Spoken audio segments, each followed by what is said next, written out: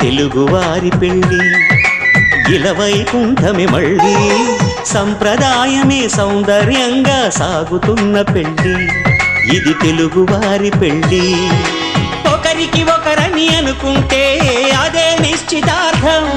ఆ నిర్ణయానికి తలవంచడమే పెళ్ళి అంతరార్థం శతమానం భవతి అంటుంది శ్రావణ మాసం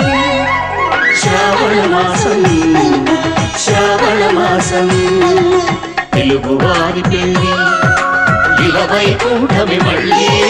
సంప్రదాయమే సౌందర్యంగా సాగుతున్న పెళ్ళి ఇది తెలుగువారి పెళ్ళి